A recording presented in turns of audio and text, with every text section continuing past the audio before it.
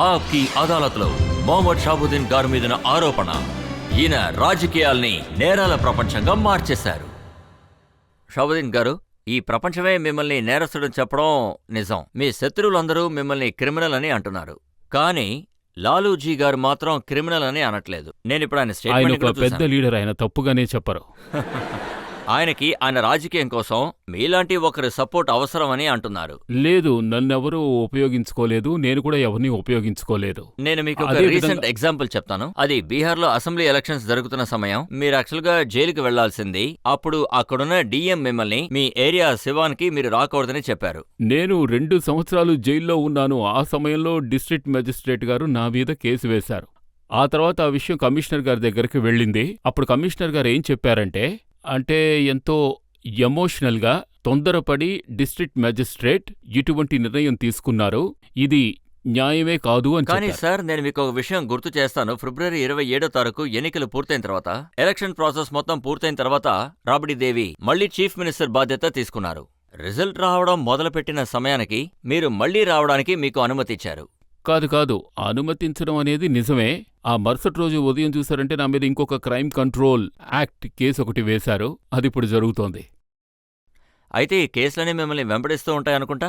ఒకరు 2.5 సంవత్సరాలుగా జైల్లో ఉండి బయటికొచ్చి 3 నెలలు అయినా తన ఇంటికి వెళ్లలేకపోతున్నాడు. అతని మీద 3 కేసులు వేశారు అంటే దాన్ని బట్టే మీరు బాగా అర్థం చేసుకోవచ్చు. నేను పోలీసుల ప్రతిభనో వారి లక్ష్యాలనో తప్పుపట్టడం లేదు, కానీ పోలీసులకు కూడా ఒక్కోసారి వ్యక్తిగతమైన పగ, వ్యక్తిగతమైన కోపం మనసులో ఉంచుకుని ఇలాంటి పనులు కూడా వాళ్ళు చేస్తున్నారు. ఇది నిజమే కదా, మీరు ఎలక్షన్లో పోటీ చేస్తున్నప్పుడు అందులో మసిల్ పవర్ని శివాన్లో ఎప్పుడూ మీడియా ఉంటుంది. ఎప్పుడూ కూడా కాంట్రవర్షియల్ ఎలక్షనే అక్కడ జరుగుతుంది. అక్కడెప్పుడు ఫుల్ మీడియా ఉంటుంది. మీరు షీవాన్లో ఏదైనా ఒక్క ఫోటోని చూపించండి, అది ఎమ్మెల్యే ఎలక్షన్కి చెందింది. అందులో బ్యాలెట్ బాక్స్ని దోచుకున్నట్టు లేదా క్యాప్చర్ చేస్తున్నట్టు ఇటువంటివి ఎన్నో దేశాల్లో చూపిస్తుంటారు కదా, చాలా చూపించారు. ఆ విధంగా బీహార్లోనూ జరిగింది. కానీ బీహార్లోని సీవాన్లో ఎవరైనా చూపించారంటే నేనదు అంటే బ్యాలెట్ బాక్స్ దొంగలించడం, బూత్ క్యాప్చరింగ్ జరగకపోయినా నేనేం విన్నానంటే మీ రాజకీయాల శత్రువుల తలల్ని నరుకుతున్నారని విన్నాను. నాకు తెలిసినంతవరకు అన్ని తలకాయలు నరకబడి ఉంటే సివాన్ ఈ దేశంలోనే అతి గొప్ప కిరాతక నగరం అయ్యుండేది. సగం మంది ప్రజలే ఉండేవారు కాదు. మార్చి 31, 1997లో జరిగింది. జేఎన్యూ స్టూడెంట్స్ యూనియన్ నాయకుడు చంద్రశేఖర ప్రసాద్ మీ కాన్స్టిట్యుయెన్సీలో మీకు వ్యతిరేకంగా మాట్లాడినప్పుడు పట్టపగలు ఆయన చంపబడ్డారు. నా పొలిటికల్ కెరియర్నే నేను చంద్రశేఖర్ గారితోనే ప్రారంభించాను. నా గురించి తెలిసిన వాళ్ళకి ఈ విషయం బాగా తెలుసు. నేను ఆల్ ఇండియా స్టూడెంట్స్ ఫెడరేషన్లో ఉన్నవాణ్ణి. మేమిద్దరం కూడా ఒకే కాలేజీకి చెందినవాళ్లం, డిఏవి కాలేజ్.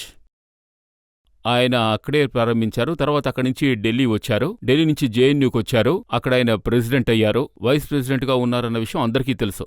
అప్పుడు నేను ఎమ్మెల్యేనయ్యాను. నేను ఎప్పుడు ఇక్కడికి వచ్చినా చంద్రశేఖర్ గారితోనే ఉండేవాడిని, అది అందరికీ తెలుసు. ఆయన నాకు సీనియర్. ఆయన హత్యకు గురైన సమయంలో నేను జైల్లో ఉన్నాను సార్. నాకెంతో బాధాకరమైన విషయం ఏమిటంటే, నా ప్రాణ స్నేహితుడు హత్యకు గురైతే అందుకు నన్ను ఒక నేరస్తుడిగా మీడియా ద్వారా చూపించారు. ఈ విషయంలో సిబిఐ ఎంక్వైరీ చేసి ఛార్జ్షీట్ ని ఫైల్ చేశారు. సిబిఐ ఛార్జ్షీట్లో 6 ఉన్నారు. అందులో మీరే మెయిన్ అక్యూజ్డ్. సిబిఐ వాళ్ళు ఏమన్నారంటే ఈ హత్యని మీరే ప్లాన్ చేసి నడిపించారు అని. కాదు, ఆ విధంగా ఎక్కడా లేదు.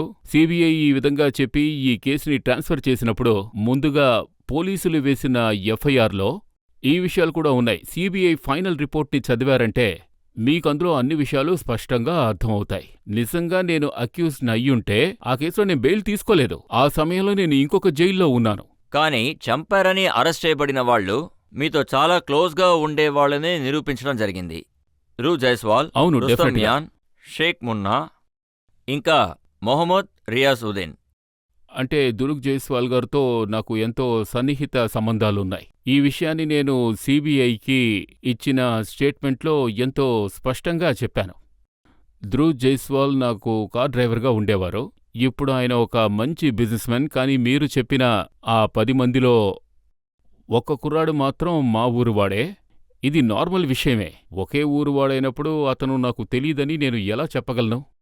అంటే వీళ్ళందరూ అక్యూజ్డ్‌లని సీబీఐ ఎక్కడ ఛార్జ్ షీట్ ఫైల్ చేసింది?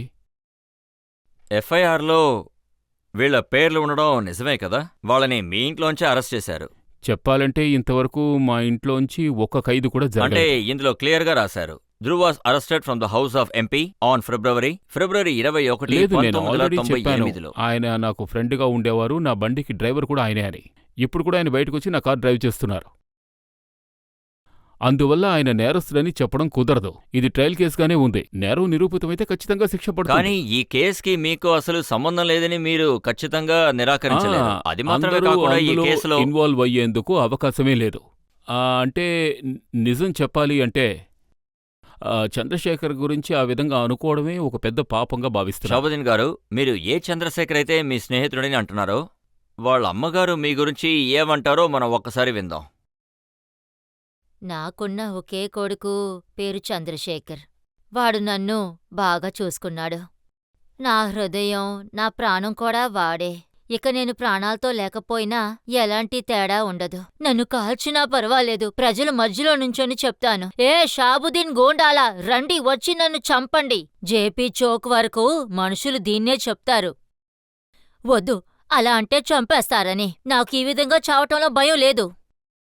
వాళ్ళు ఆయన మీ చెప్తున్నట్టు క్లోజ్ ఫ్రెండ్ అయ్యి ఉంటే వాళ్ళ అమ్మగారు ఇలా లేదు, లేదు, లేదు, మాట్లాడుతారా? వదిలేండి సార్. ఆవిడ ఆయన అమ్మ. నేను ఆవిడ్ని విమర్శించదలుచుకోలేదు. కానీ మీరు ఆవిడ చెప్పింది కూడా విన్నారు. రండి, వచ్చి షూట్ చేయండి అని ఓపెన్గా ఛాలెంజ్ చేస్తున్నారు. నేను ఒక సాక్షిని అని. ఆవిడ వెంట్రుకైనా ఎవరైనా టచ్ చేసి ఉంటారా? ఎవరైనా ఆవిడ్ని తిట్టుంటారా? ఆవిడ ఇంట్లో ఒంటరిగానే అంటే ఉంటున్నారు. మీరు మాట్లాడేది వింటుంటే వీరప్పన్లాగా మీకు మీరే ఒక ఇమేజ్ క్రియేట్ చేస్తున్నట్టు ఉంది. నేను నన్ను ఎవరితోనూ కంపేర్ చేసుకోదలుచుకోలేదు. నాకు వీరప్పన్ గురించి అంత పెద్దగా ఏమీ తెలీదు. నేను ఎంతో మామూలు కుటుంబం నుంచి వచ్చినవాణ్ణి. మామూలు మనిషిని మామూలుగానే ఆలోచిస్తాను. కానీ ఆయన ఇమేజ్ ఏంటంటే, అంటే రాబిన్ హుడ్ లాగా ధనవంతుల దగ్గర దోచి పేదవాళ్ళకి నాకు ఇచ్చేట్లాగా. నాకు మీరు చెప్తున్న రాబిన్ హుడ్ కూడా తెలీదు. నేను ఒక గ్రామీణ ప్రాంతం నుంచి వచ్చినవాణ్ణి. నేనెప్పుడూ స్ట్రైట్ ఫార్వర్డ్గానే ఉంటాను. కానీ ఇది నిజమా? మీ కాన్స్టిట్యువెన్సీలో మీ అది భయం వల్ల డాక్టర్స్ ఎక్కువగా ఫీజు తీసుకోవట్లేదు. మీ భయం వల్ల స్కూల్స్ కూడా ఎక్కువగా ఫీజు కలెక్ట్ చేయట్లేదు. కాదు, నిజానికి భయం భయమని చెప్తున్నారు. ప్రజలు ఏం చెప్పినా నేనింతవరకు సమాధానమే చెప్పలేదు. ఇదే మొట్టమొదటిసారి నా ఇంటిని దాటి నేను ఒక న్యాయస్థానానికి రావడం. అందువల్ల నేను ఇప్పుడు ఏం చెప్పగలను? ఎవరు ఏం చెప్తున్నారో అని. కానీ నేనొక దీపం లాంటివాణ్ణి. తను కాలిపోతూ చుట్టూ ఉన్నవారికి వెలుతురిస్తున్నట్టు. ఒకవేళ నా ద్వారా ఏదైనా మేలు జరుగుతుంది అంటే, దాని ద్వారా ప్రజలు మేలు పొందుతారంటే అది నాకు సంతోషమే.